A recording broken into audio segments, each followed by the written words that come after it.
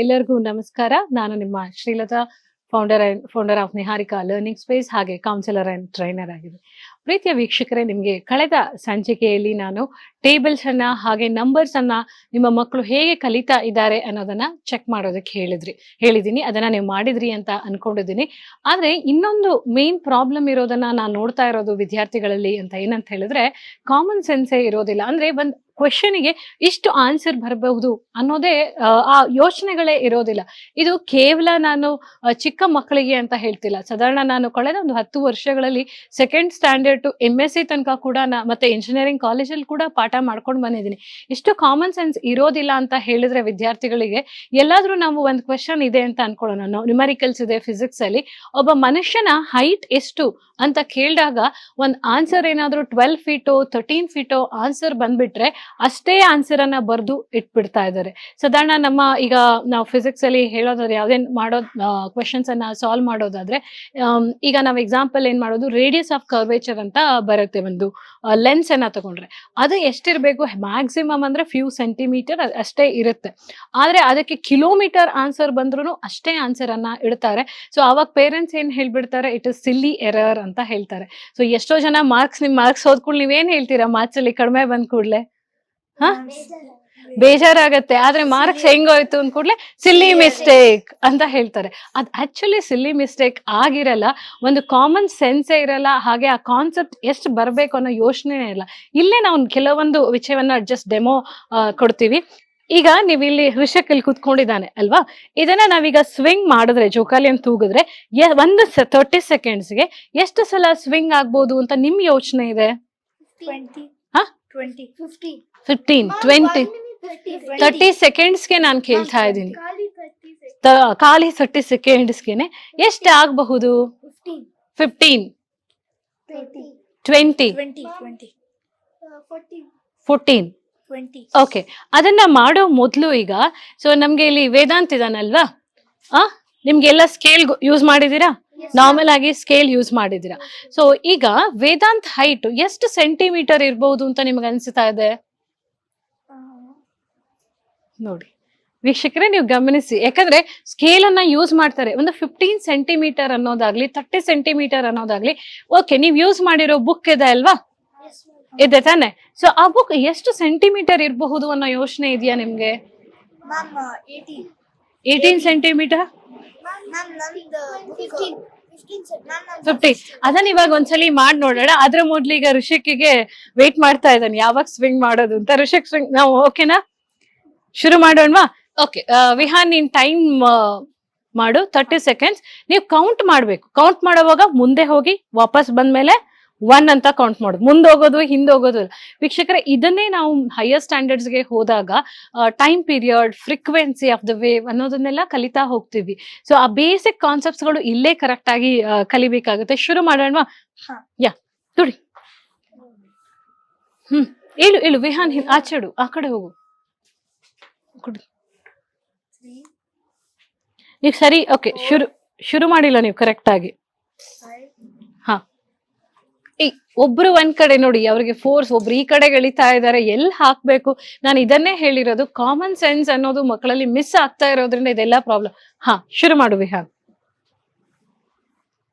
1, 2, 3, 4, 5, 6, 7, 8, 9, 10, 11, 12 ತರವಾ count ಮಾಡ್ಬೇಕು. 13, 14, 15. 30 ಸೆಕೆಂಡ್ಸ್ಗೆ ಯಾರೋ ಒಬ್ರು ಕರೆಕ್ಟ್ ಆಗಿ ಹೇಳಿದ್ರು. ಯಾರು ಹೇಳಿರೋದು? 15.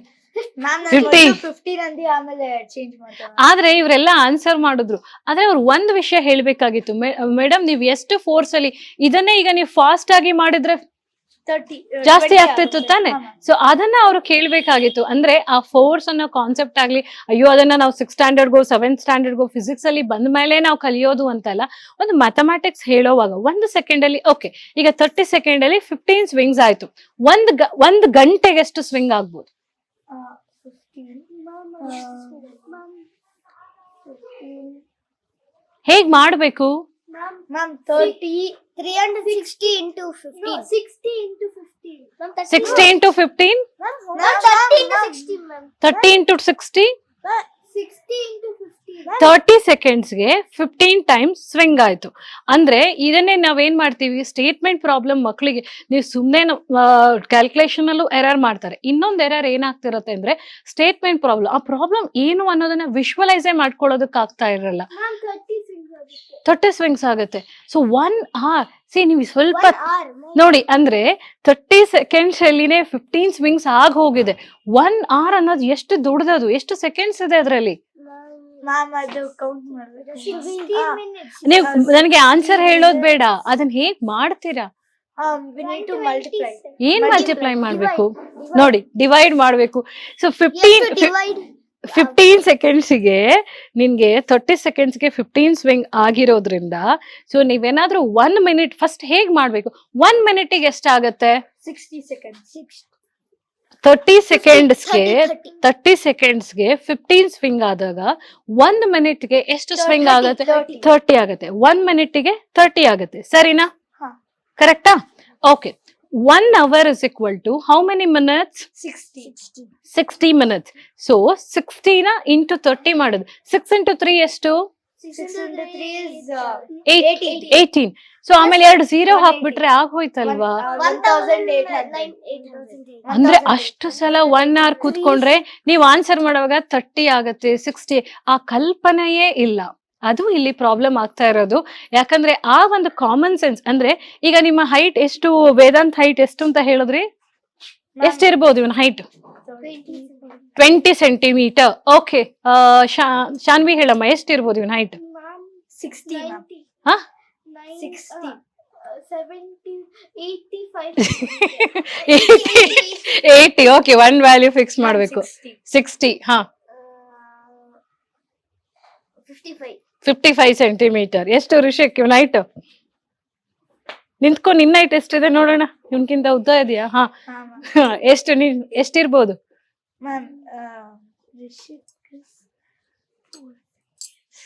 ಅಂದ್ರೆ ಇವಾಗ ನಾವು ಎಷ್ಟು ಸಲ ನೀವು ಯೂಸ್ ಮಾಡ್ತೀರಾ ಸ್ಕೇಲ್. ಬಾಯ್ಲಿ ಶಾನ್ವಿ, ಸ್ಕೇಲ್ ಇಟ್ಟು ಮೆಷರ್ ಮಾಡು,